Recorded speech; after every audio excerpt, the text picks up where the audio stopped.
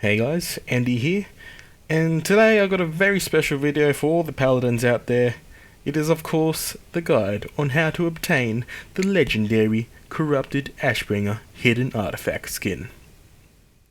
So what do we need to get this? Well, unfortunately it is time gated. You'll need artifact knowledge research rank 6. But if you don't have rank 6 quite just yet, it's fine, we can at least start on the other steps of the whole quest line. So what else you'll need is 2 NatPago books of slightly different names. One is from AV, and that's called NatPago's Guide to Extreme Angling, and the other one is from Diamol, with a similar name, but it's just called a thoroughly read copy of NatPago's Guide to Extreme Angling.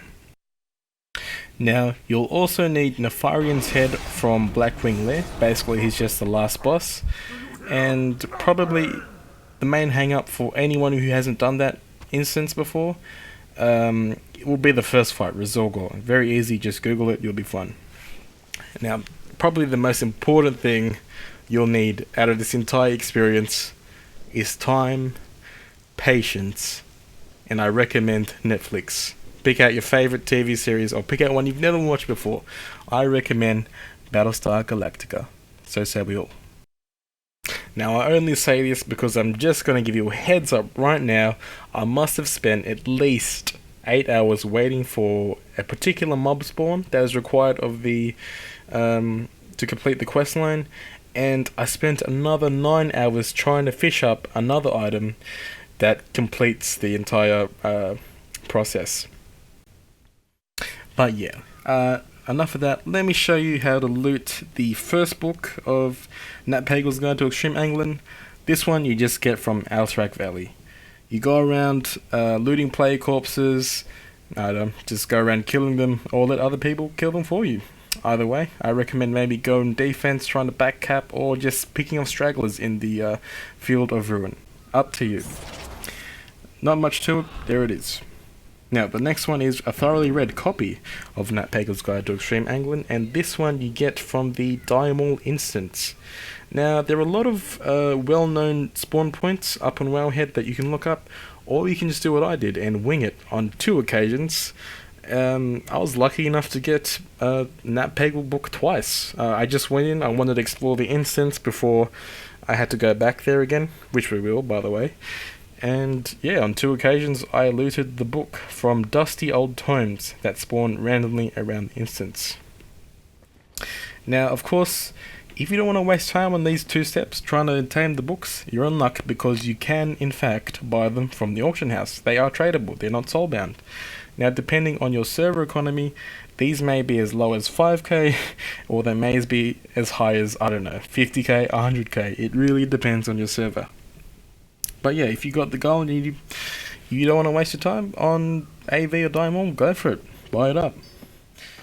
And of course, the other thing is the Nefarian's Head from BWL. Won't go into that. Just kill the last boss, get his head. So, once you've got the books and you got Nefarian's Head, we've got to head back to our class order hall and talk to the dwarf, Sister Elder. Now remember, you need Artifact Knowledge 6 to proceed any further.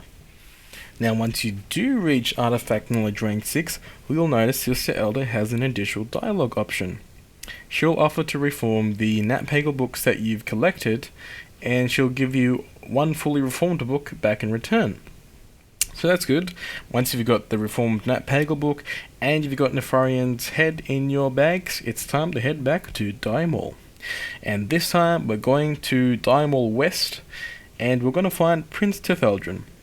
Basically, when you go into the western entrance, you'll see the tree boss, just run past him, and behind him is a door.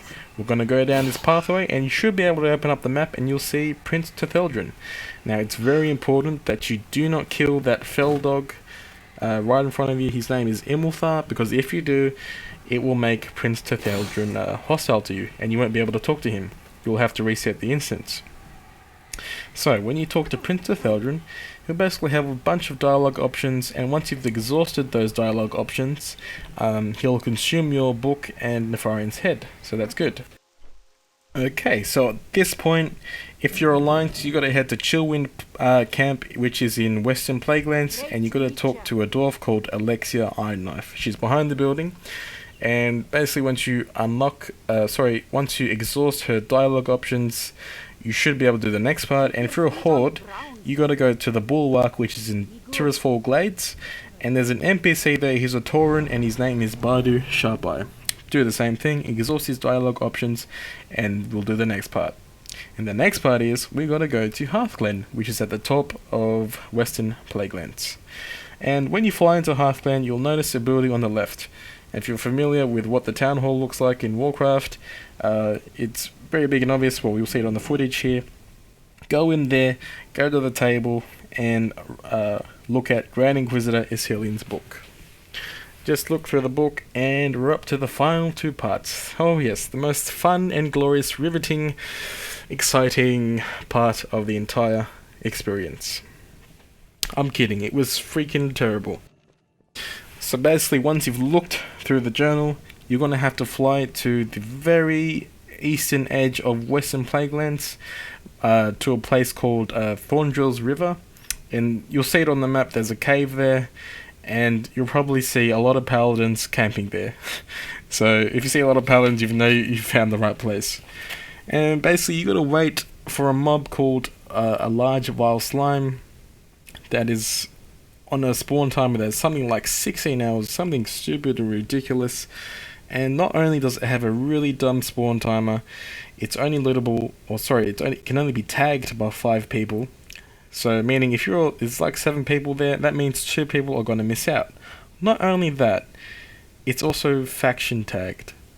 So if you're camping with an opposite faction paladin there and he hits it first, you're not going to get any loot. It'll appear grey, it'll die, and you won't be able to loot it, and your time has been wasted. But look, if you really want the skin right now, that's fine. If you're willing to wait, go for it.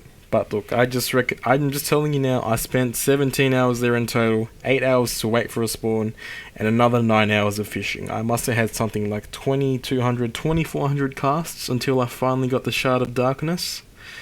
And yeah, I mean, shit, I watched the entire season 3 of Battlestar Galactica, so we all. Great series, by the way. Well, horrible RNG aside, once you've got the Shard of Darkness, you're basically at the home stretch.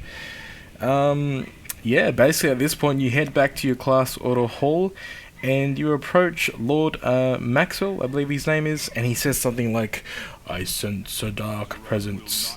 And when you talk to him, he's got additional dialogue options, which leads to another quest, which basically sends you to the Death Knight Auto Hall. Class Hall. And yeah, there's a little scene there. I won't include. You guys can see that for yourself. But once you're done with that little RP session in the DK Class Hall, you head back to your own.